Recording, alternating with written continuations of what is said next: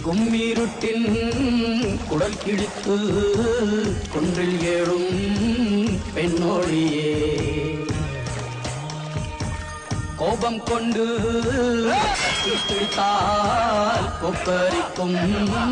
Kaliyamma